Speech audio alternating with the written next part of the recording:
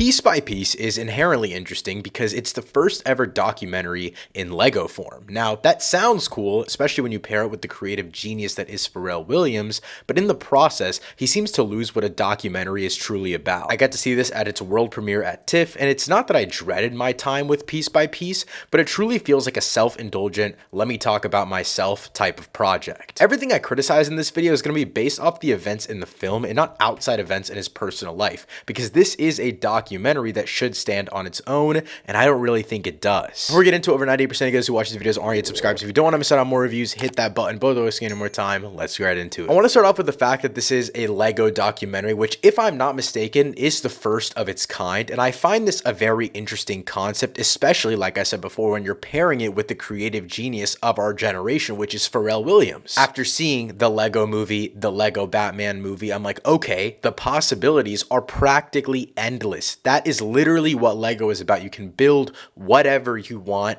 This movie does nothing with the Lego concept. There's some cool colors, a couple of cool bricks here and there, but it's literally just Lego figures walking around. There's no cool transformations, no interesting animation, and I can't knock it too much on the just look side because obviously it doesn't have as high of a budget as the Lego movie or the Lego Batman movie because it's just not as marketable as those two films, which I'll get into later. But even aside from just the straight up base look of this film, it doesn't do anything creative with it using Lego. There are here and there a couple of moments, but you easily could have just made this a regular documentary in live action.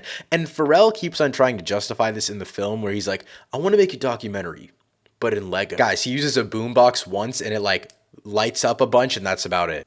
It's kind of just stupid because it just feels like an attention grabber of, oh my God, first documentary made in Lego. Now people are going to go see it. I don't really think that's going to be the case. No, but seriously, I do think the concept was really cool. They just didn't execute it in a way that takes advantage of the Lego format. I also think a lot of the writing in this film is childish, and that's a pro and a con because it is fun. Like, it's not that I was dreading every single moment of this film because I was at least intrigued by it. I wasn't intrigued by the story necessarily, but I was intrigued to see where this concept of a Lego documentary would go. But with that being said, I also don't know what the demographic of this movie is because the Lego movie and the Lego Batman movie are 100% for children, but they also work thematically on the level for older kids. But the Lego Pharrell movie, I don't really think kids want to watch a Pharrell biopic. And then I think adults are going to look right through this because on a baseline, as a documentary, it's not good, which I'll get into in just a second here. But on top of that, it doesn't use the pros that the Lego format has. But again, for me personally, it was at least entertaining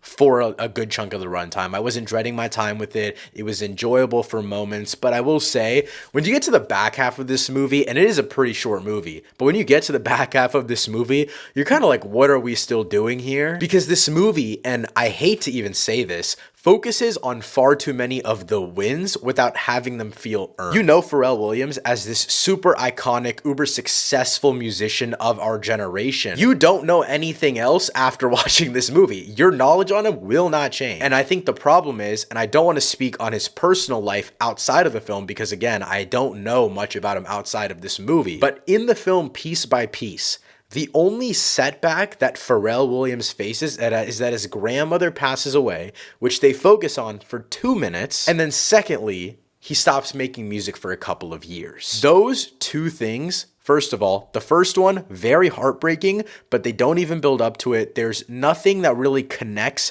his grandmother to the overall story that they're trying to tell of Pharrell Williams' life. But then the not making music for 3 years thing, I don't really care because right after that, they start talking about how he made hit after hit after hit after hit. Nothing feels earned in this film. And it's really weird to say that when you're talking about someone's life, but that's the way that they played this film out. I can guarantee you Pharrell Williams probably had a hell of a setbacks in his life, but none of that is explored in this film. At the end of the day, for me, this doesn't feel like a look into Pharrell Williams' life, but rather a series of events that led him to making the greatest songs of our generation. inspiration. The whole point of a documentary, to me, especially when you're talking about a super successful person in our lifetime, is you want to relate to them more. You want to feel a more personable connection to them. You want to understand them better as human beings rather than the iconic figure that they are. I literally learned nothing else about Pharrell Williams after walking out of this movie. I'm going to give Piece by Piece a 4 out of 10. I know I was shitting on this movie a lot, but let me know what you guys thought of Piece by Piece in the comments down below. Thank you so much for watching. I'll see you next time.